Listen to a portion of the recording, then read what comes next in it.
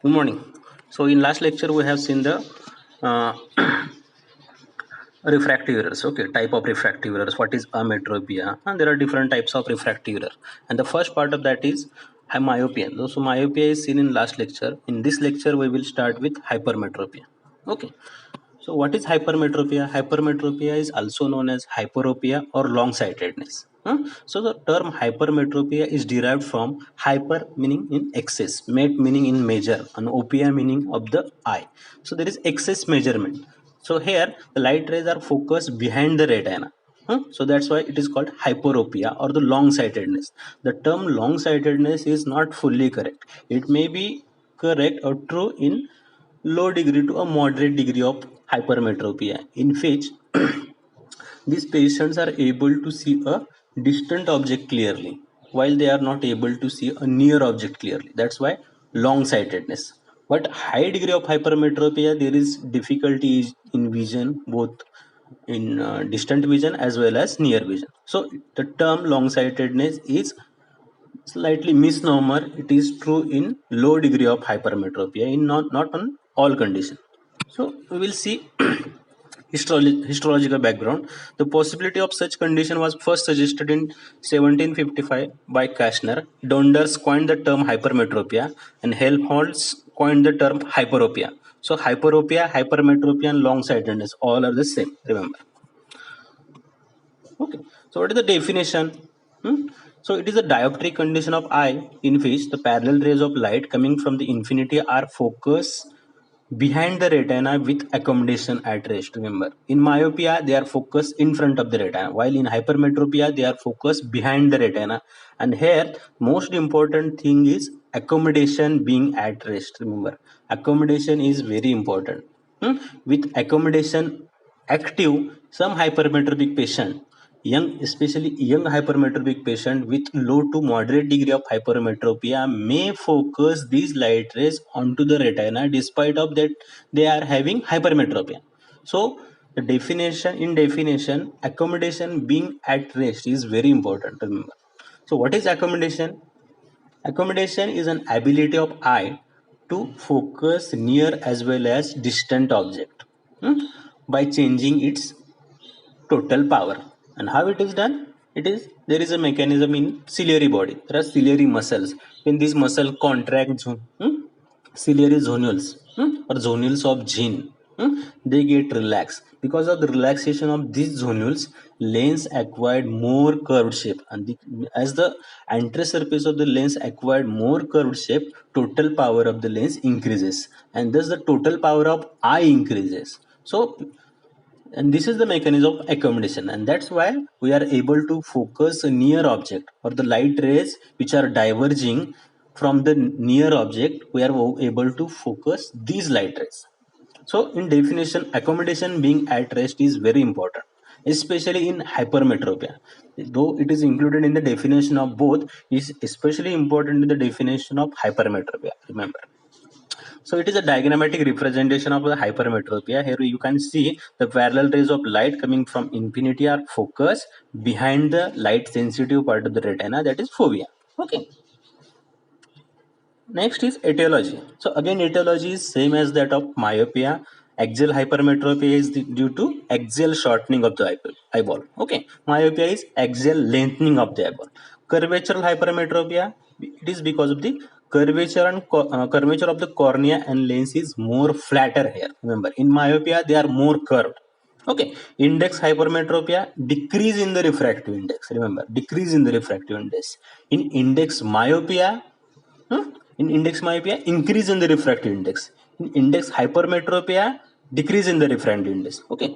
Positional hypermetropia, it is posterior dislocation of the lens. Remember, in positional myopia, anterior dislocation of the lens. And another is aphakia. So aphakia means absence of the lens. It may be congenital absence of the lens or acquired absence of the lens. Acquired absence of the lens may be due to trauma, or maybe sometimes post-operatively. I mean, cataract patients, sometimes we are not able to put a lens. So sometimes we keep patient aphakic. So it is aphakia. So aphakia, there is absence of the lens. So lens is absent means patient is grossly hypermetropic, as the biconvex lens is lost. Okay, so we will see one by one. Etiology. Axial. First is axial type of hypermetropia. Again, it is the most common type of hypermetropia, as like a axial myopia. Okay. So total refractive power of eye is normal here. Total refractive power eye is normal, but there is axial shortening of the eyeball. Okay. 1 millimeter shortening will lead to 3 diopters of hypermetropia. And physiologically, more than 6 diopters of hypermetropia are very uncommon. Remember, in last lecture we have seen at birth there is hypermetropia of around plus 2.5 diopter. Okay, and this is physiological. And as the child grows, there is emetropization, and around 7 to 10 years of age, there is emetropia is achieved. Okay, again, axial hypermetropia is again seen in some pathological conditions like orbital tumor, inflammatory mass, edema in microphthalmus. Okay, so this is about axial type of hypermetropia. Remember, it is again a most common type. And another important thing here is 1 millimeter change in the axial length of eyeball leads to 3 diopter change in the refractive status. If there is shortening, there is hypermetropia of 3 diopter. If there is lengthening by 1 diopter, there is myopia of 3 diopter. Okay. And next is curvatural type of hypermetropia. Curvatural type of hypermetropia is due to flattening of cornea or the lens or both. Unlike myopia, in which there is more curved cornea or the lens. Again, it is important here. 1 millimeter increase in radius of curvature. Remember, 1 millimeter increase in radius of curvature leads to 6 diopters of hypermetropia. Okay. Regarding length, 1 millimeter change leads to 3 diopters. Here, 1 millimeter change in the radius of curvature leads to 6 diopter change. Remember. Again, curvatural type of hypermetropia never exceeds 6 diopters physiologically. Sometimes there are conditions like cornea plana. These corneas are congenitally flattened. Again, in these types of condition, in this condition, hypermetropia is seen. Flattening of the cornea may be due to trauma or any other corneal diseases. Okay, so this is about curvatural type of hypermetropia. Next is index type. So change in the refractive index occurs with the age, as you know. And as the age advances, there is you must remember, lens is not a homogeneous structure. Refractive index of the nucleus of the lens is different, and refractive index of the cortex of the lens is different. And because of this, lens is not act like a lens in lens. The central part of the lens is more dense, more sclerose, and it have more refractive index, while the peripheral part, that is cortical part, is less. These have less refractive index. Okay, so this difference in the refractive index of cortex and nucleus is responsible because of this lens is more powerful. Remember, but as the age advances, what happens? The sclerosis of the cortex also takes place. And as the sclerosis of the cortex occurs, the difference in the refractive indices of the nucleus of the lens and cortex will decrease. And as the refractive indices of these two elements decreases, lens more or less act like a homogeneous structure. Okay? And that's why the total power of the lens as such decreases. Okay? Total effective power of the lens decreases. That's why it leads to index hypermetropia. Okay. Again, there is another type of classification is clinical types. Okay, so hypermetropia is again divided into different types clinically.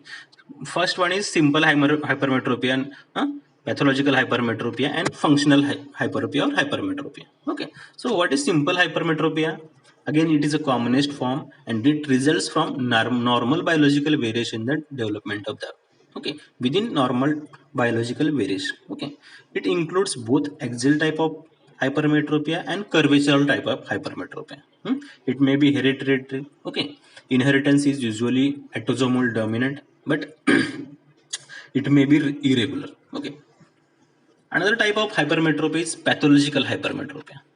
and it is due to a congenital or acquired condition of eye in which are outside the normal biological variation.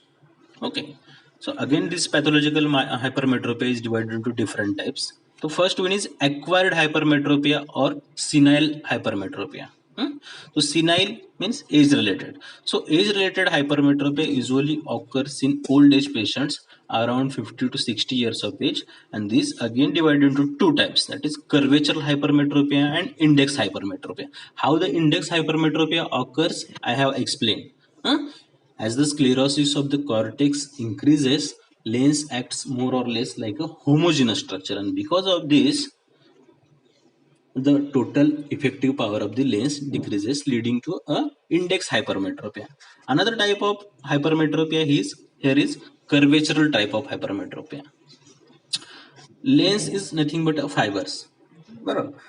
Okay, so these lens fibers are led by cuboidal epithelium of the lens. So cuboidal, when the lens fibers are formed, the fibers which are formed in infancy, or the early childhood, they are pushed at the center. So old fibers are at the center of the nucleus. Okay, and the new fibers are laid around it. So these newly laid fibers, they are less curved compared to a central fibers. As the curvature of these newly laid fibers is less, it leads to a curvatural type of hypermetropia. So there are two mechanisms in senile hypermetropia. One is curvatural type of hypermetropia and another type is index type of hypermetropia.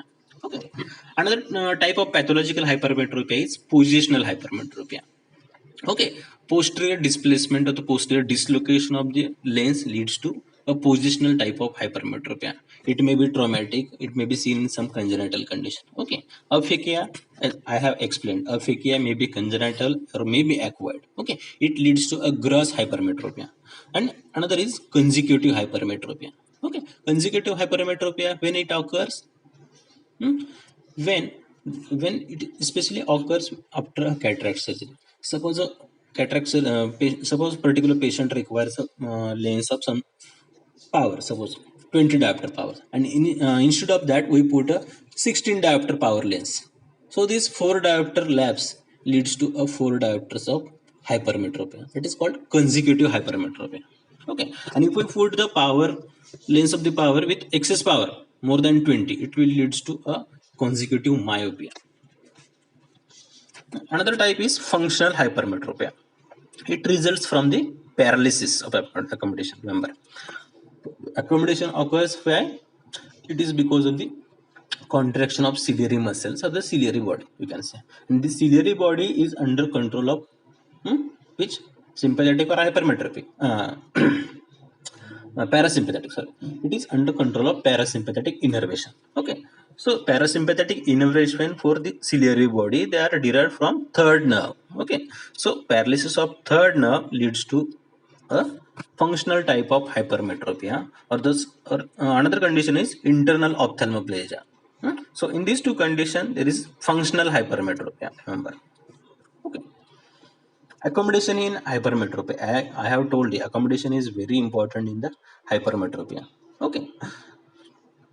So any patient having any refractive error, suppose any patient is having hypermetropia and the refractive error in this such patient, this there are two components. One is static component and one is dynamic component. Static component is due to a refractive power of the cornea or the lens. Okay, and the dynamic component is due to accommodation. Remember, and this dynamic component is very important in hypermetropia. Okay, so nomenclature. So total hypermetropia. Total hypermetropia is consisted of latent hypermetropia plus manifest hypermetropia. And again, this manifest hypermetropia is divided into facultative hypermetropia and absolute hypermetropia. Okay. So what is total hypermetropia? It is a total amount of refractive error estimated after complete cycloplegia with atropine. Remember. So it is nothing but a refractive status after complete cycloplegia. So here we are estimating a, in short, static component. Remember. So Again, it is divided into latent hypermetropia and manifest hypermetropia. So what is latent hypermetropia? Latent hypermetropia is due to inherent tone of ciliary muscle. So ciliary muscles are under control of parasympathetic nervous system. And there is continuous tone for these muscles. These muscles are not fully relaxed at any stage. Okay, especially in young children. After 65 years of age, this tone is lost. Okay, literally. Okay, so in young patient, this tone, especially in children, this ciliary tone or the due to, inherent tone of ciliary muscle is more. That's why this latent part of hypermetropia is more in children. Okay, and usually we consider it as about 1 diopter high in children. It decreases with the age, and it is revealed after abolishing tone of ciliary muscle with atropine. Remember, manifest hypermetropia is divided into facultative hypermetropia and absolute hypermetropia. Okay, so facultative hypermetropia is corrected by patient's accommodative effort. Okay, and absolute hypermetropia is residual part of the hypermetropia which is not corrected by patient's accommodative effort. Okay, so this is slightly difficult to understand here. uh, okay, after you join here, I will explain it, okay, in OPD especially. Okay, just remember what is total hypermetropia, what is latent, what is facultative hypermetropia, what is absolute hypermetropia. I will try to explain this later. Okay, just remember, if the patient is having a 4 diopter, suppose any patient comes to you, suppose you find him to be a 1 diopter hypermetropic. So here 1 diopter hypermetropic you are found it. This 1 diopter is absolute hypermetropia. So patient, so this 1 diopter is absolute hypermetropia.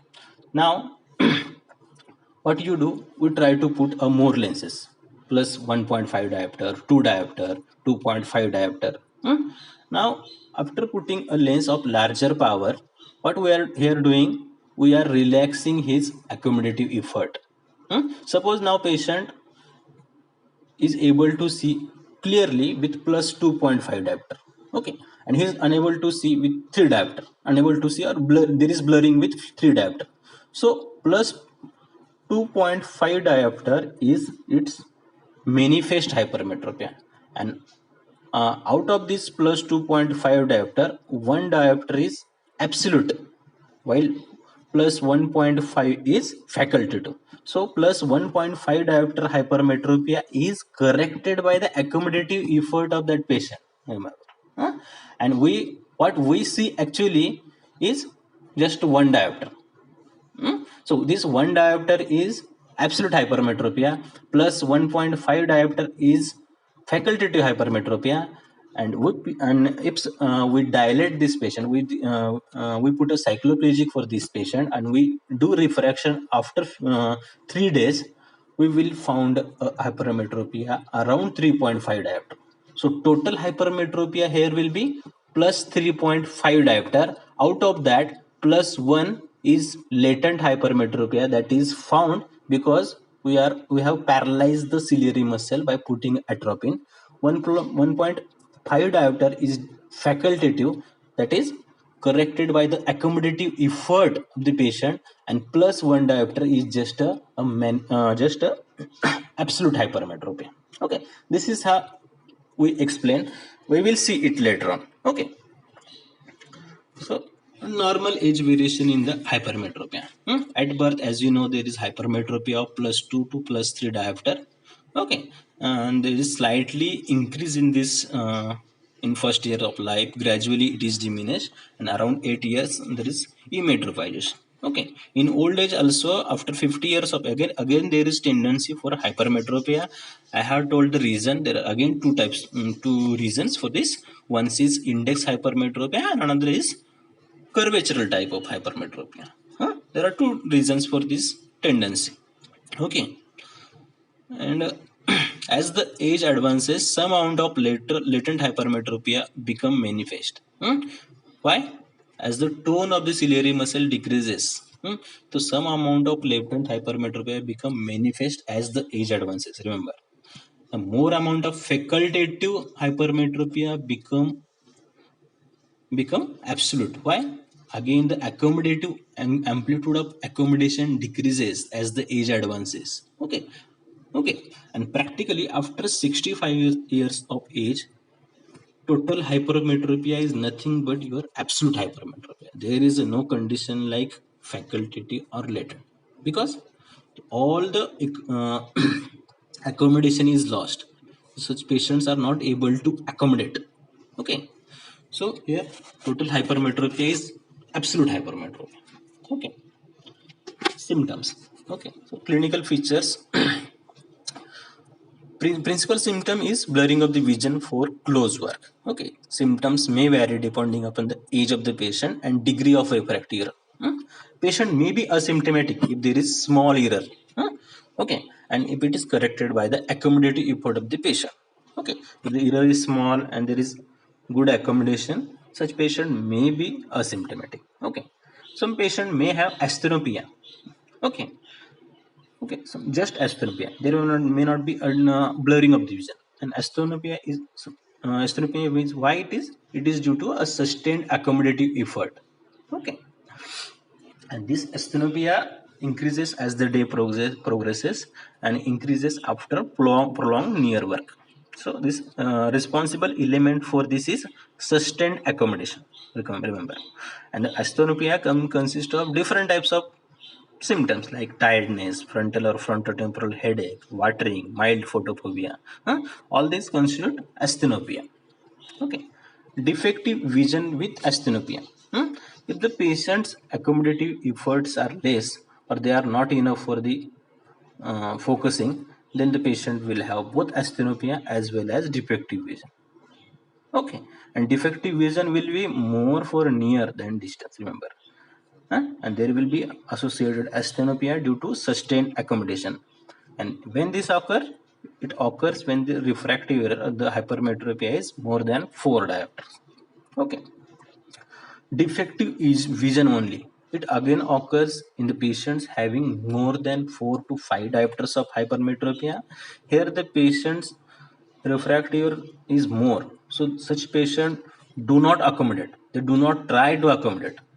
Okay, and as there is accommodation is not there, asthenopia will not be there. Only the symptoms will be defective vision. Remember, and there is marked defective vision for near as well as distant. That's why long-sightedness, the term long-sightedness for hypermetropia is misnomer. Okay, what are the sign? Visual acuity may be defective. Remember, it is not always. In low to moderate degree of hypermetropia in young patient, they will with good accommodation they may have 6/6 vision. Okay, so visual acuity may be defective or may be normal. Eyeball small.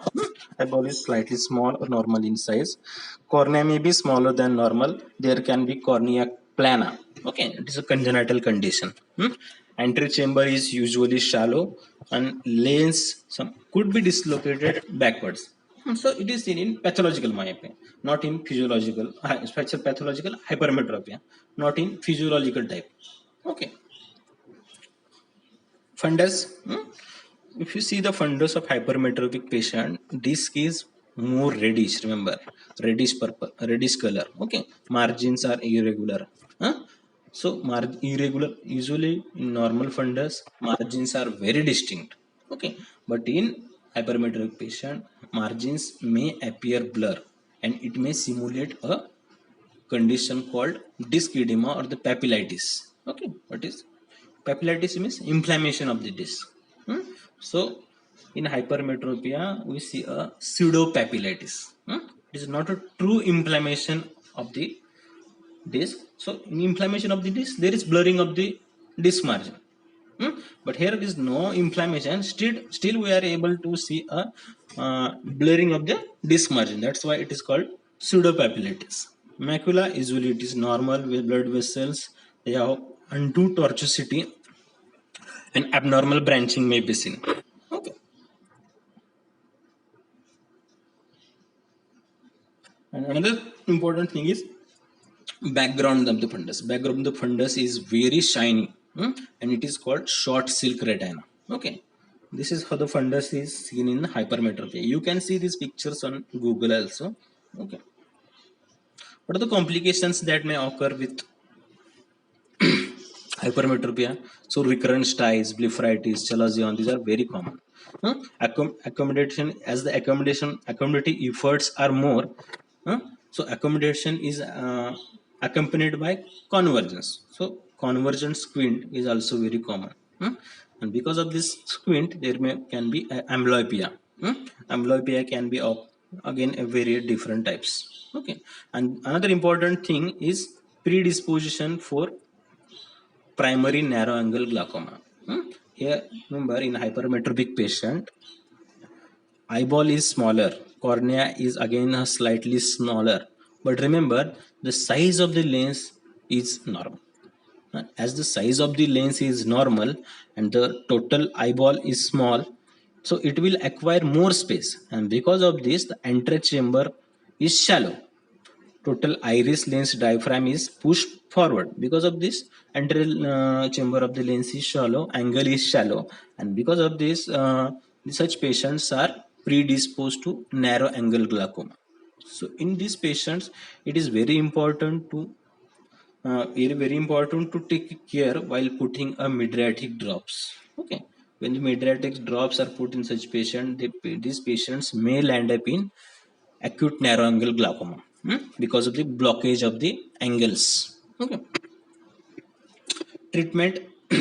Okay, so treatment modalities are different again. Okay, so treatment is not required if the error is small, patient is asymptomatic, visual acuity is normal, and there is no muscular imbalance. Remember, in such patients, okay, treatment is not required, if the error is small and patient is asymptomatic. Okay, young children less than 6 or 7 years of age.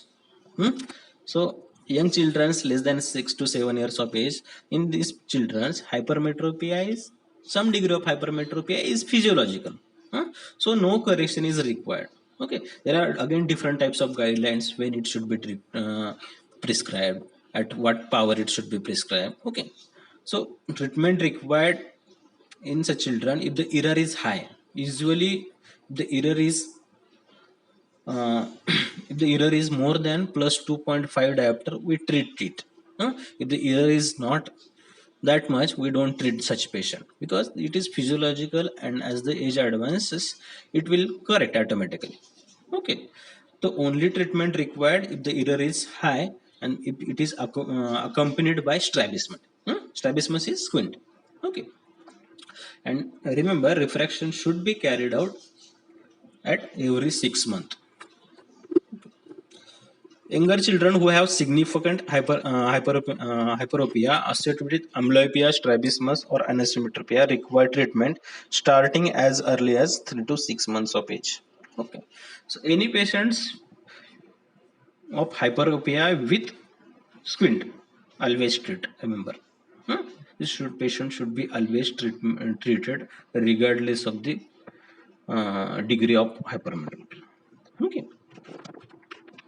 Adults, if the symptoms of eye strain are marked, we correct as much as the total hypermetropy as possible, trying as far as we can relieve the accommodation.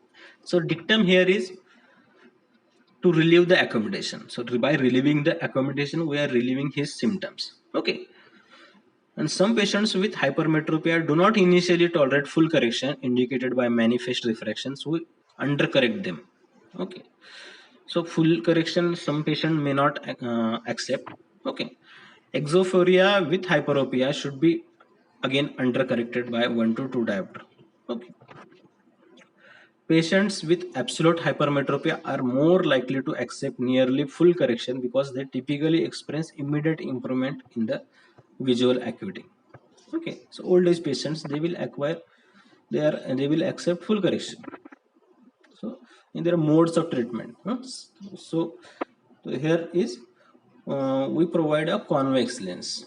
So convex lens is provided. Okay, convex lens is converging lens. As the light rays are focused behind the retina, we have to focus it into on the retina. For that, we need to converge these rays. So we are prescribing the convex lens in different forms, maybe spectacle, contact lenses. Okay, and another modality for the treatment is surgical. Okay, this is a diagram again showing the light rays are focused on the retina after correction with spectacle. So this here is the convex lens. Okay, refractive surgeries. Okay, there are different types of refractive surgeries developed for hypermetropia, but remember one thing: refractive surgeries for myopia are more effective than the for the hypermetropia. Okay, so hexagonal keratomy is there, laser thermal keratoplasty is there, photorefractive keratectomy is there, laser in situ keratomelanosis, that is LASIK, epiLASIK, C-LASIK, conductive keratoplasty, phakic IOL and clear lens extraction. All these are surgical methods for the correction of hypermetropia, but they are not as effective as for myopia. Remember, okay. So another important thing is visual hygiene. As I told in last lecture, reading at an appropriate distance, reading in an appropriate light condition is again a very important. Okay, okay. So we have finished our hypermetropia. Okay, so myopia and hypermetropia is covered. In next lecture, we will see astigmatism and presbyopia. So after that, we will be finishing refractive parts, refractive error. Okay, and we will go to next topic. So in next lecture, we will see astigmatism. Okay, thank you. I hope you all have enjoyed. Goodbye.